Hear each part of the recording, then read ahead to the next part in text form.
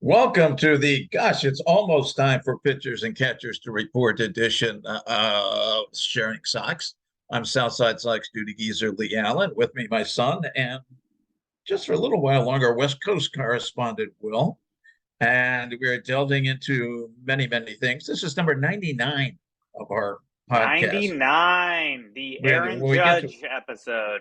when we get to 100 next week, the boss is going to come on with us. So maybe we'll be fired. We'll see how That would that be a goes. good, that'd be a cool way to go out, though. Getting fired on the podcast on your 100th episode.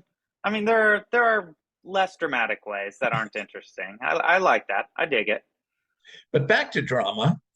We are recording this on Friday, the 10th of February, uh, in the early afternoon. I just looked to make sure there's nothing new. 5 days from now, some of the World Baseball Classic players are reporting a couple days earlier, but the full pitchers and catchers report next Wednesday, the 15th.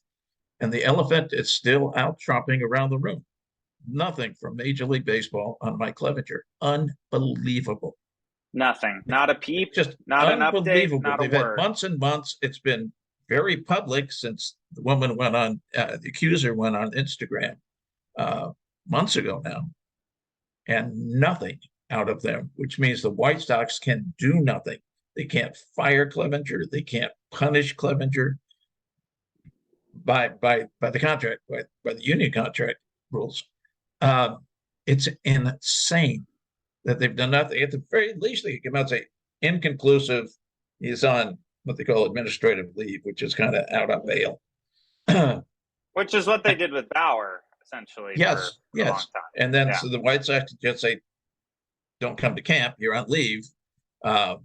Should that last into the season, they have to pay him. But that's fine. I think their worries with him the least right now is millions of dollars, but still, it's the payment. Yeah. I mean, I still go with Paul Sullivan, who's probably amongst casual fans, the most widely read person who writes about the White Sox, who's saying they cannot play him. They cannot play him. They cannot play him. And they can. I mean, MLB could come out and say, we've looked into this and we've got it right here where she threatened, she beat herself up and photograph it if you don't give me $10 million. But they're not doing it. They're not coming out with anything. Not even it's inconclusive. Yeah. And yes, they're not supposed to talk about it at all under investigation, but this is public now. It's been public for months. At least you can say it's still pending. It's something. And we're rapidly approaching the season. It's not like this is, mid-November. We are there. We are there. Mike Clevinger is supposed to be reporting in a White Sox uniform in a few days. And what do you do? What do you do? You can't.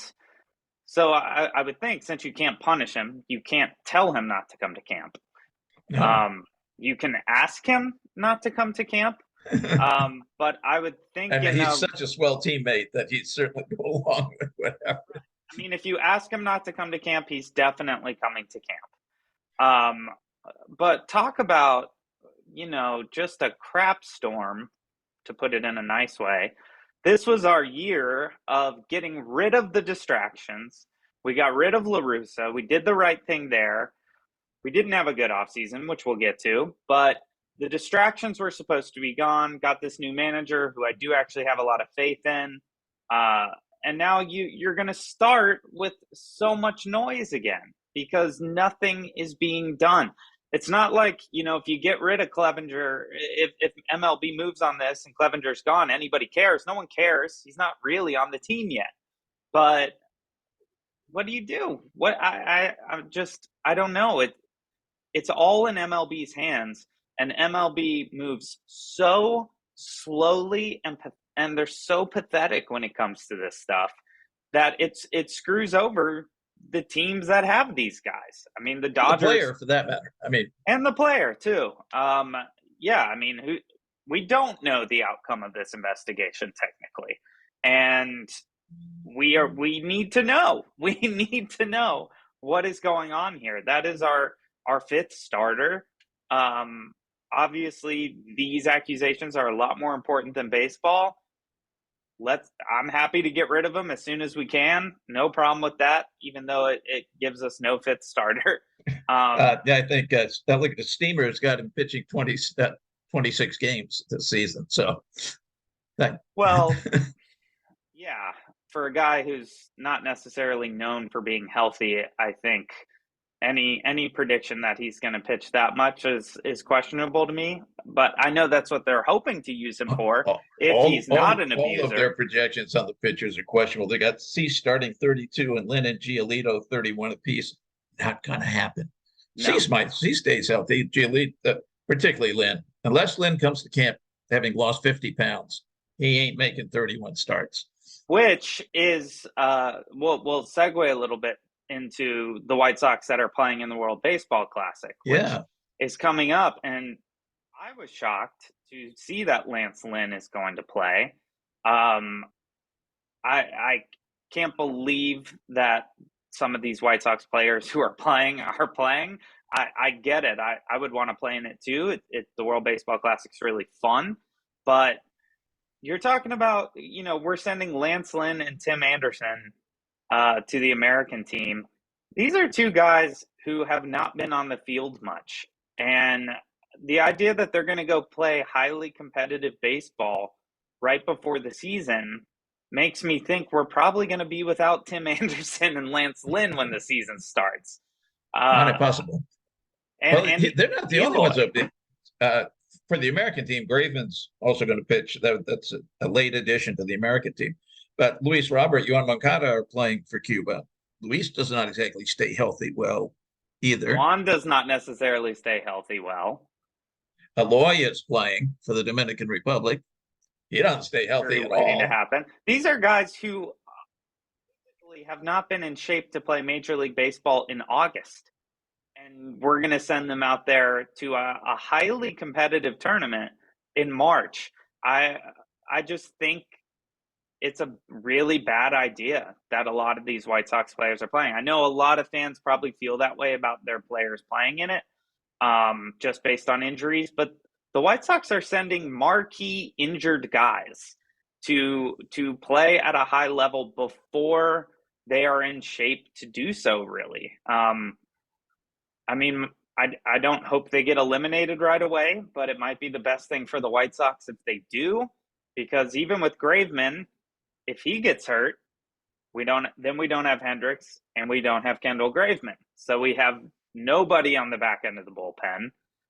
Lance Lynn, I'll be shocked if he doesn't somehow get hurt during the World Baseball Classic. I'll be shocked, honestly, if we have Lance Lynn not on the IR to start the season. I won't go along with that, but I do think I will be shocked if he lasts through that and through the entire season. Yeah, no way. He's older. He's showing signs of fatigue, easy fatigue as a pitcher. He's not the workhorse he once was. He tries to be, credit him for that, but with our White Sox pitchers who still have not really proven to us that they can go 5 innings, I have huge concerns about Lance Lynn not preparing in a traditional way for this season. Same with Tim Anderson. I have huge injury concerns with Tim playing in this. It's a whole different beast to do spring training versus playing in a very, very competitive international tournament. I mean, talk about a way to have that adrenaline make you do things you shouldn't be doing yet at this point of the year. That's the World Baseball Classic. So you just have to, cheer for them and hope that they make it through. But I'm very, very skeptical of the particular guys that are playing in this thing. The other one we haven't mentioned, Jose Ruiz is playing for Venezuela. I don't worry about him. And same with Graveman. Relief pitchers unlikely to get harmed doing a few innings during the WBC. Unlikely, but not impossible. But yeah, Ruiz and Graveman are the least of my concerns, except for the fact that we don't have anyone who can replace them. I mean, we've got no one. We have the depth of a kiddie pool that hasn't been filled yet. It's concerning. Nick Avila. Have you heard of Nick Avila? He's related to Al Avila.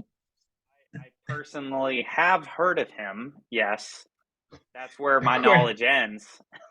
Well, to switch subjects, today, the day we're recording, Scott Merkin, who is the corporate shill who writes White Sox stuff on MLB.com, and is not necessarily knowledgeable in general, but since they talk to no reporters or no fans or anything, he's insider guy to know, came out today with his projected opening day lineup. And he's got some, you assume, Vaughn and Anderson and Moncada in the infield. He's got Romy at second base, Romy Gonzalez, not Lenny and Sosa, and certainly not anybody else that they might sign. Usual catchers, left field, Benintendi, center field, Robert, right field, Colas, starting the season. Wow. Eloy as the DH. Then you get into some kind of interesting. Nick Avila as one of the relievers. The other, he's got the 8 relievers. The other 7 are exactly what you would think.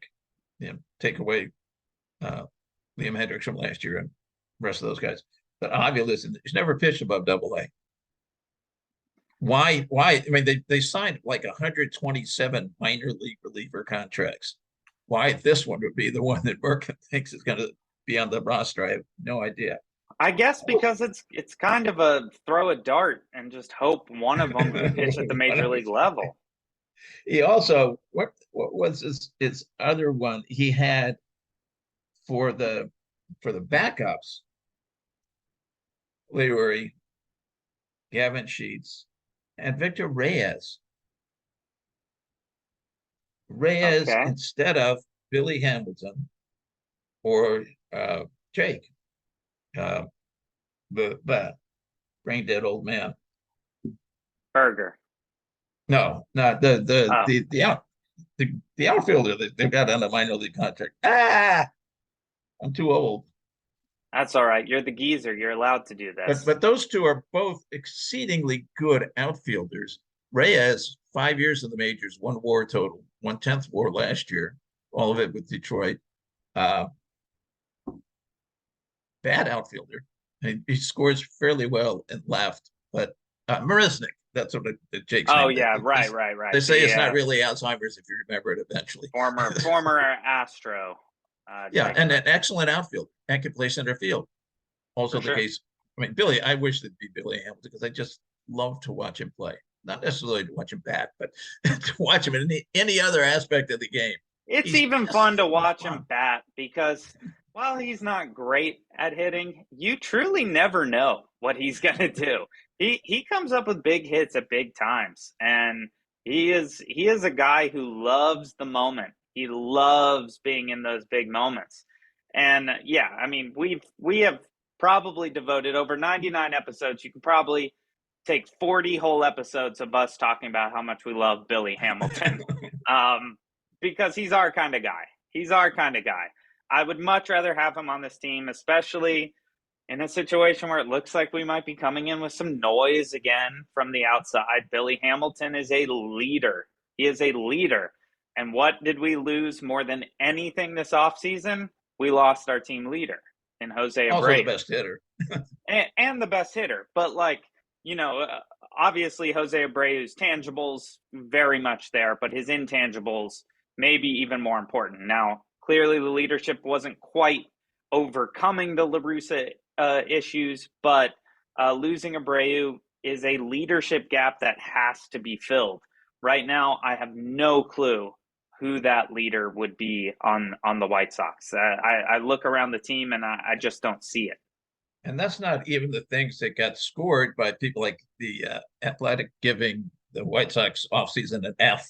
The only Which we'll get into that on the second half. But let's talk a little bit more about this lineup still. So they've got Colas starting in right field on day one. That's Merkin, and that's some of the predictions. There was an article today on MLB Trade Rumors saying what are the options, and that's the first option that they list. Correct. And as we've discussed before, the guy has 30 AAA at bats or something like that. 31, I think. It's obviously Oscar Colas, massive talent, going to be a Major League Baseball player.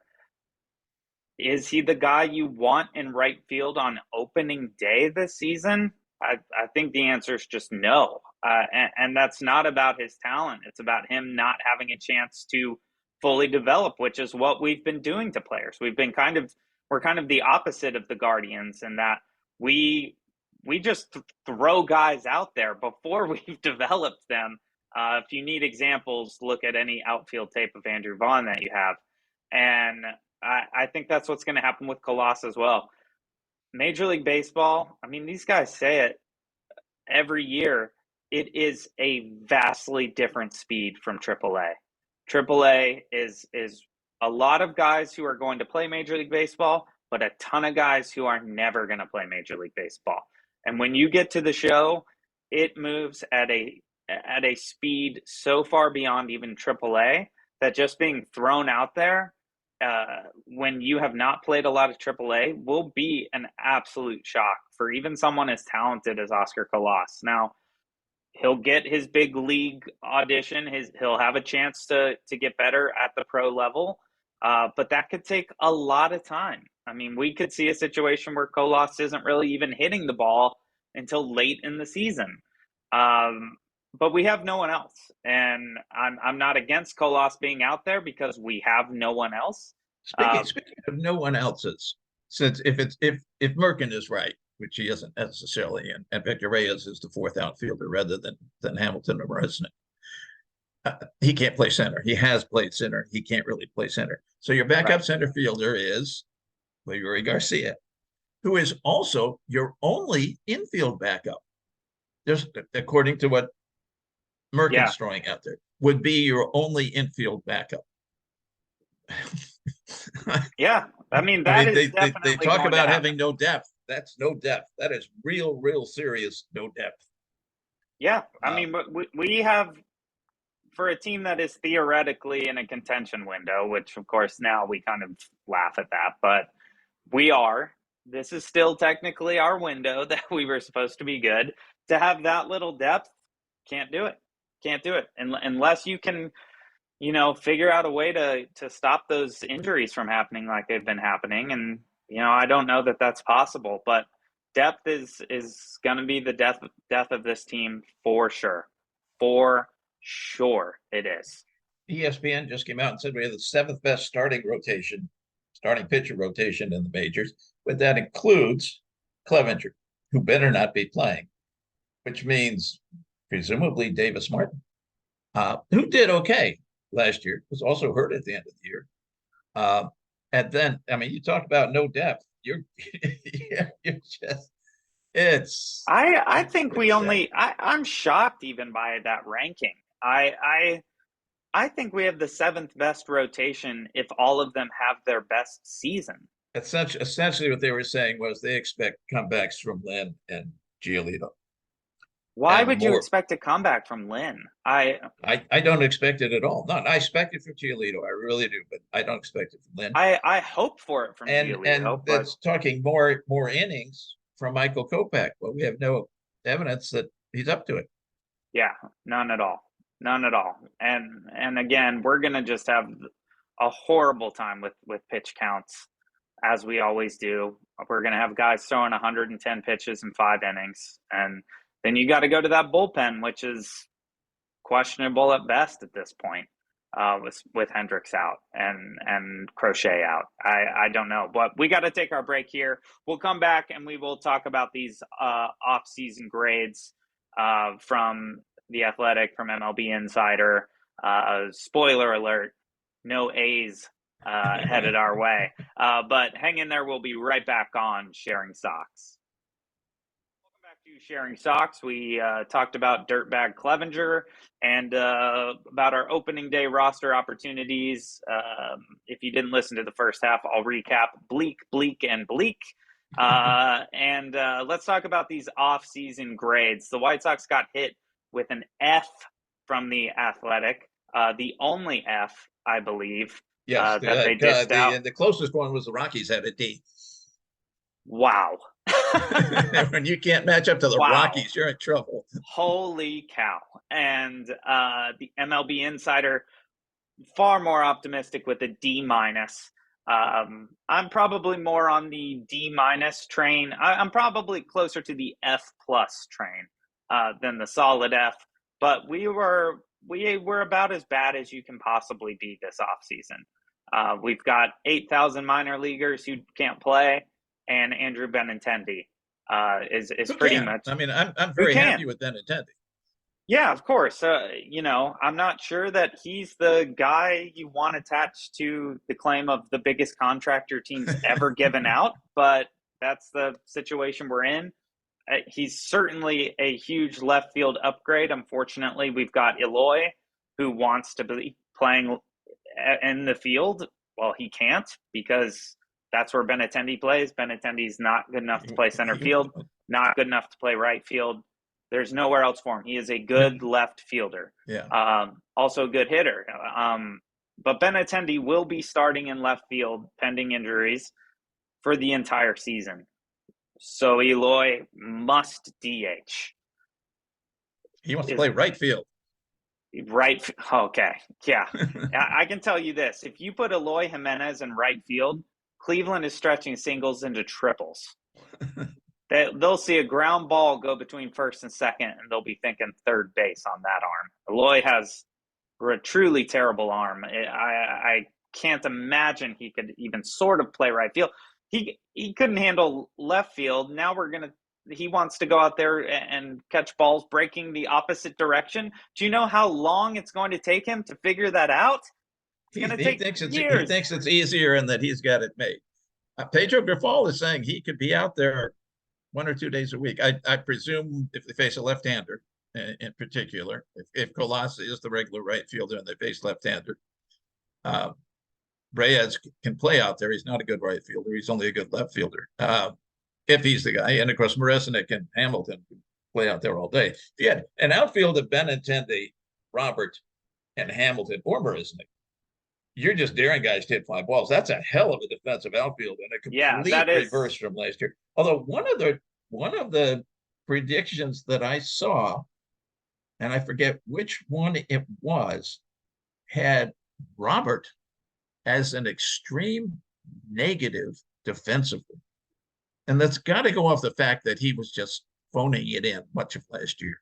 Yeah. I mean, because the skill is, he was a Golden Glover the year before.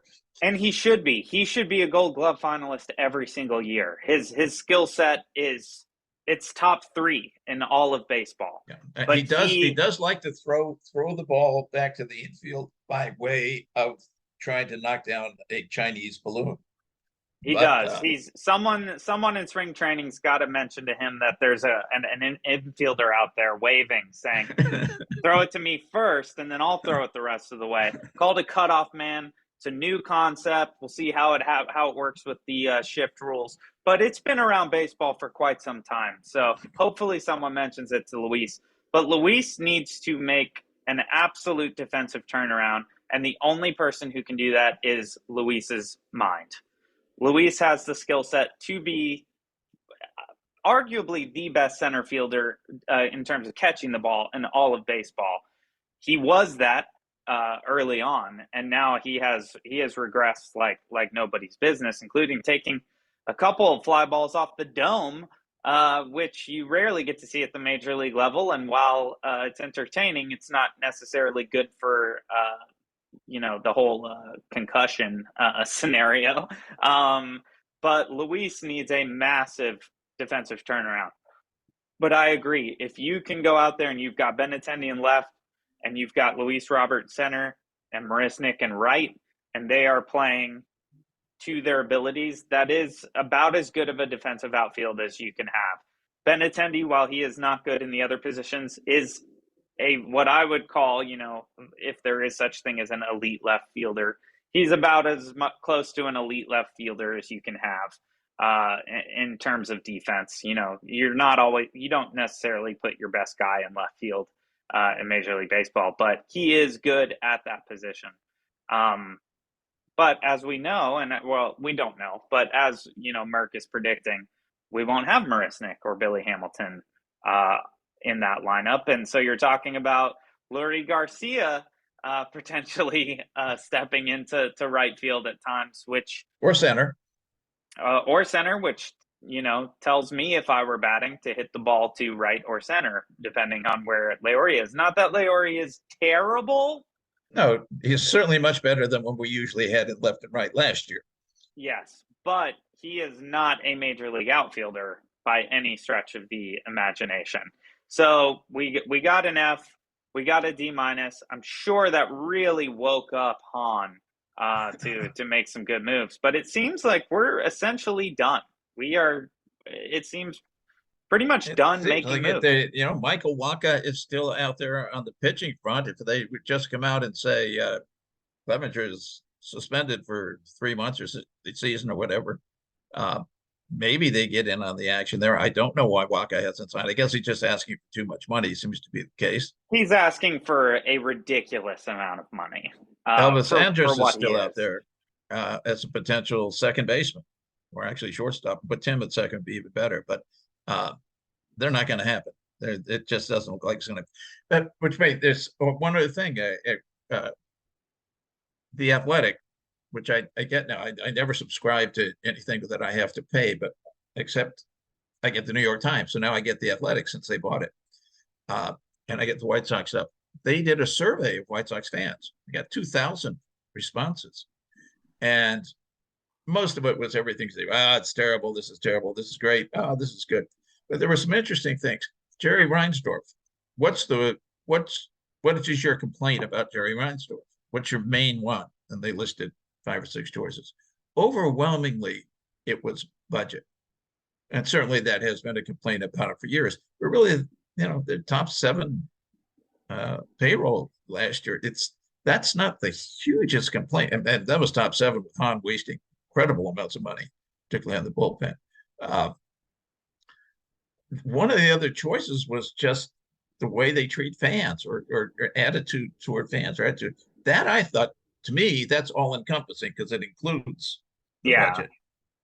The other thing that surprised me was rate Rick Hahn, and everybody was negative, but you had 2 categories, 2 steps of negative, and one was he's got to do better, and the next one was I want him gone, and we need to change. I would have thought we need to change is 80%, and it was only about 30. well, I mean, people still, it wasn't that long ago he was executive of the year or whatever. As So, he's quite willing to remind us. and he's also, Hahn is an expert at one thing, in my opinion, and that is deflecting blame. He is an expert at making it all sound like it's not on him, and he's good at selling that things are going better than we think. He's He's also really, really good at kissing Jerry's butt. Yes. I think Hahn is not necessarily a lost cause, but I think the Hahn Williams Reinsdorf trio makes them all a lost cause. I think they are just an absolute trio of disaster in terms of who's running your baseball club. I think Hahn should be gone. I'm with the 30%. I don't think Hahn should necessarily be out of baseball, but he should be out of the Chicago White Sox. He's clearly not motivated. He kisses Jerry's butt. He's making terrible decisions. He's, maybe I would put him at 26th best GM at this point, There are which 4 is worst. which is Name them. generous. Name the 4 worst. I can't even name them, but I'm sure they're in Pittsburgh and Colorado and places like that. Although those teams are in rebuilds, so ours is actually worse. You know what? I'm just gonna say it. He's last. He's last in Major League Baseball. Just terrible at his job. And People were also asked what's the best thing about the front office or the upper management levels, and that agreement I totally agree with. I think you'd probably totally agree with that. It was overwhelming. That was Marco Patti and the international scouting, oh yeah, particularly with yeah, Cuba.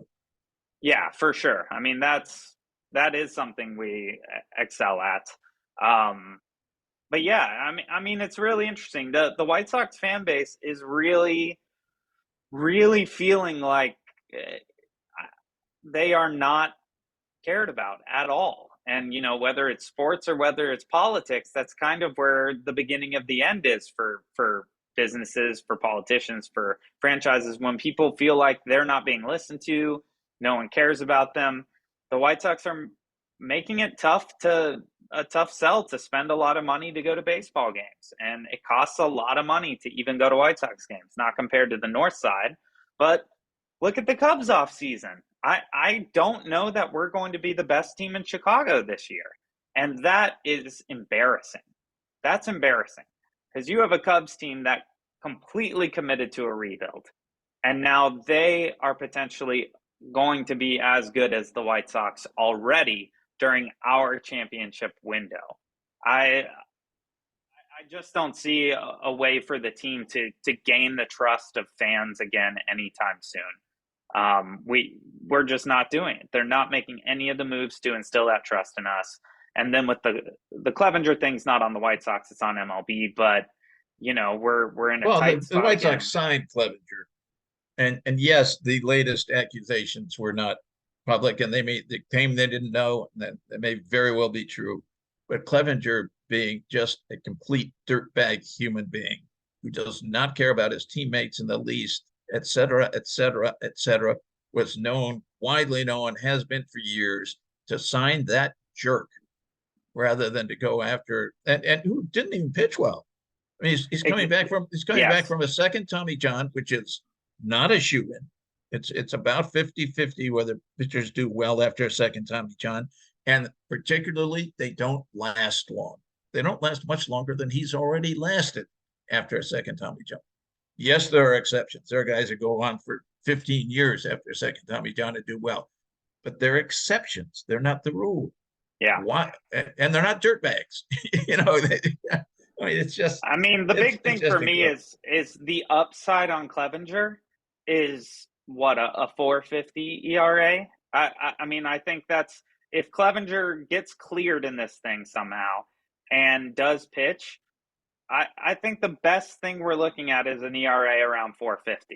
And that's a bad signing for 1 year, 12 mil to get a guy who is notoriously a piece of crap, who is also not good anymore. I mean, it's not like they're signing, 2004 Kurt Schilling, and you're getting a jerk, but you're getting a jerk who's going to, get you through the World Series.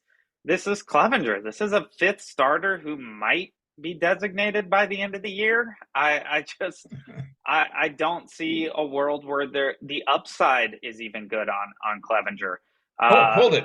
Just new Clevinger information from Major League Baseball just came in. They're waiting until the second witness, who is now 10 months old, reaches the age of 21, so she can testify. Great. That's perfect. That's perfect. And honestly, would not shock me if that was what Major League Baseball did. Major League Baseball is like, well, we got to wait till we can get that real firsthand account from one of the people who was abused.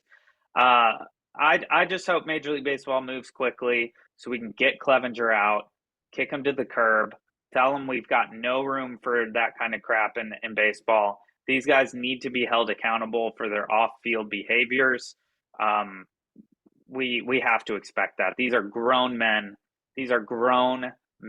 There's no excuse. Let's hope Major League Baseball moves on this sometime in the next week, which I realize is asking for a miracle. But I need it for myself as a White Sox fan. I need them to do something right here so that we can go into this season thinking we're good guys again, because we have not been good guys for quite some time. And we deserve that as White Sox fans. We are an extremely loyal fan base. Yes, we are negative at times, of course. Every fan base is. But they give us reasons to be negative. We don't pull it out of nowhere. But that is the negativity. Yes, we are. And of course, we've been accused of this negativity. And Steve Stone goes bonkers. Hahn goes bonkers. They all go bonkers. The fact is that the Athletic, ESPN, those aren't White Sox fans being negative. No. Those are very, very neutral observers saying, you're doing crap. Yeah. I mean, at this point, it's not just the call is coming from inside the house anymore. The call is coming from all the houses. When you get an F and a D-, and then you have all this noise around an abuser, it's something everybody sees, and everybody knows the White Sox are in a bad place again. And when you are a team going to face the White Sox, that is something you have in your pocket. That is something that helps you think you can beat this team. When you're facing a team that is constantly in shambles, whether it be with injuries, on-field play, or off-field distractions, it gives you confidence that we are going to go into their house and we are going to beat this mess. And I think we're going to see that. I think we're going to see that. Real quick before we go, we only have a minute left, but you mentioned some record predictions to me before we started. Zips is saying 74 wins. I've seen others that were also below 80, about 76 wins. I've seen them as high as the upper 80s. You know, these predictions come in all over. Las Vegas is saying 83 or 84. You have to remember, Las Vegas is not necessarily saying what they think it will be. They're saying what they think will get half the bets on one side and half the bets on the other, on the over and under. But it's not a lot of confidence that this is a great team. I think the power rankings from ESPN, they're 15th, 16th, somewhere in there. Yeah, I think they might have been 16th or 17th, I think was because I think on the last one I saw, they were on the outside looking in for sure at the playoff scenario. I mean, if I were a betting man, which I am not, but if I were, I would take the under on 84 wins for sure. And I would feel pretty confident that I was going to have a little extra vacation money at the end of the year. But that is all the time we have for today.